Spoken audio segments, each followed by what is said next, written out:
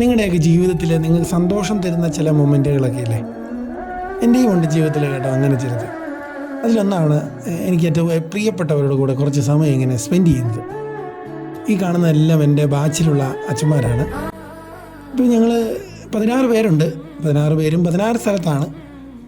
പക്ഷേ വല്ലപ്പോഴും ഞങ്ങൾ ഏറ്റവും അടുത്തുള്ളവർക്ക് ഒന്നിച്ചു കൂടാൻ പറ്റുന്നവർ ചിലപ്പോൾ ഒന്നിച്ചു കൂടാറുണ്ട്. ചിലപ്പോൾ ഒരു ചായയൊക്കെ കുടിക്കാൻ വേണ്ടിയിട്ടായിരിക്കാം.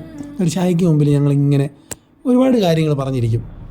ഇന്ന് ഞങ്ങളിപ്പോൾ ഇവിടെ ഒന്നിച്ചു കൂടിയത് ഞങ്ങളുടെ കൂട്ടത്തിലുള്ള ജോഷി അച്ഛൻ രാജസ്ഥാനിലാണ്. അച്ഛൻ ചില ആവശ്യങ്ങൾക്ക് വേണ്ടിയിട്ട് നാട്ടിൽ വന്നതാണ്. അപ്പം അടുത്ത ദിവസം തിരിച്ചു പോകും. അപ്പോൾ അതിനു മുമ്പ് ഞങ്ങളൊന്ന് ഒന്നിച്ചു കൂടിയതാണ്. അപ്പോൾ ഈ ഒന്നിച്ചു കൂടുമ്പോഴുള്ളൊരു പ്രത്യേകത എന്ന് പറഞ്ഞാലുണ്ടല്ലോ, ഞങ്ങൾ പല കാര്യങ്ങൾ സംസാരിക്കും. ഞങ്ങൾ അനുഭവങ്ങൾ പങ്കുവെക്കും, തമാശകൾ പറയും, കളിയാക്കും, വാർത്തകൾ, അങ്ങനെ പല ആ മൊമെൻറ്റുകൾ വളരെ നല്ല മൊമെൻറ്റുകളാണ്. എല്ലാവരും ഓരോ തിരക്കുകളൊക്കെ ഉള്ളവരാണ്. പക്ഷേ ഒരുപക്ഷെ രാത്രിയിലായിരിക്കാം ചില സമയത്ത് ഞങ്ങളിങ്ങനെ ഒന്നിച്ചു കൂടുന്നതും സംസാരിക്കുന്നതും സമയം ചിലവഴിക്കുന്നതുമൊക്കെ.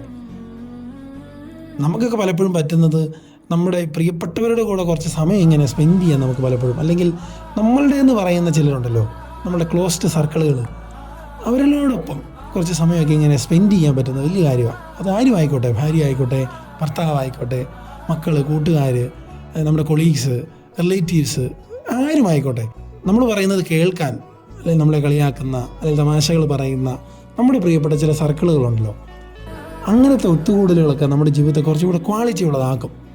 അത് എപ്പോഴെങ്കിലും വേണമെന്നില്ല. അപ്പോൾ നമുക്ക് അങ്ങനെ ഒരു ശ്രമം നടത്താം.